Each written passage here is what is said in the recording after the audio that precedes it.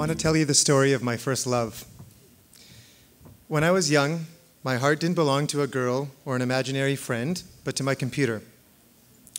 I missed out on childhood romances and summers playing with friends in the park to stay indoors with her.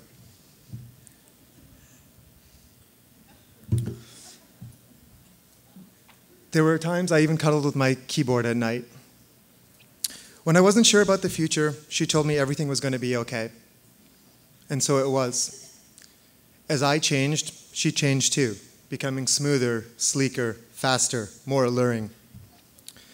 Over the years, I slowly learned how to unplug, which both my parents and eventual girlfriends were quite happy about.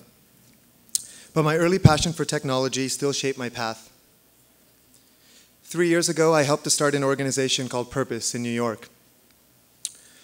We use the tools of the digital age to build new types of social and political movements in the fight for social justice. But the reality is, the vested interests and power structures we confronted rarely buckled. It didn't matter how many Facebook likes or signatures on our petitions we got.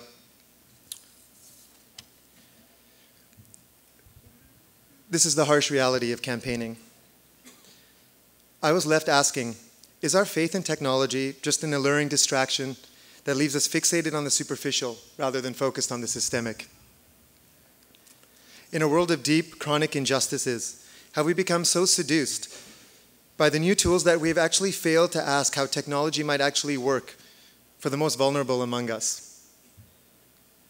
Are our networks connecting us to the communities whose voices most need to be heard, or are we just becoming digital narcissists? Think about how we carefully curate our online profiles for everyone to adore, to amass more followers, more friends, more likes. We're so in love with the pixelated avatars in front of us that we miss the real potential of global networks. The potential to engage the majority of the world's people in changing our economic and political system. As we sit here today, we know we are perched at the precipice of ecological and social disaster.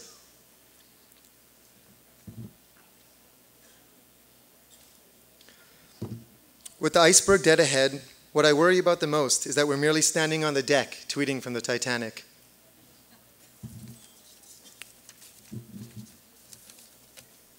But I am still a romantic after all.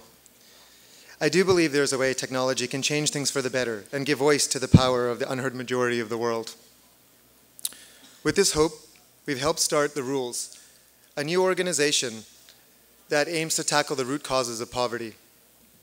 It's called The Rules because we believe, for the first time, ordinary citizens have the power and ability to change the rules at the heart of the global system, the policies, practices, cultural norms, and beliefs that institutionalize inequality and perpetuate poverty. In a world of 6 billion mobile phones, 2 billion internet users, and 1 billion smartphones, individual protests can turn into mass collective action. Our challenge is to use that potential to tackle the root causes of poverty and inequality rather than just playing at the margins. For too long, the rules have been made for the few, by the few. The richest 10% own about 85% of the world's wealth, and just 1,200 billionaires have more wealth than half of the planet, 3.5 billion people. The rules will help address this by creating new centers of power, largely in emerging economies, like here in Brazil, India, China, South Africa, Nigeria, Kenya. Tools like SMS and mobile campaigning will help people to self-organize and take action. And to do this on crucial issues like secret tax havens that rob emerging economies out of much needed revenue, and asymmetric climate negotiations that punish countries that are just starting their economic ascent.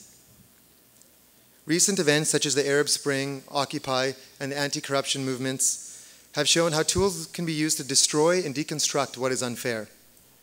Our collective challenge is to show that these tools can actually build viable alternatives. This is how we should assess the technology that is so close to our hearts. What truly matters is how we use technology to challenge the vested interests that stand in the way of human progress. How we use it to empower the disenfranchised, the marginalized, so we can help create the universal elements of a dignified life. I urge all of us in this room today to judge our adoration of technology by how much it helps bend the structures and systems towards the arc of justice. Only then will our technology be worthy of the love we profess for it. Thank you.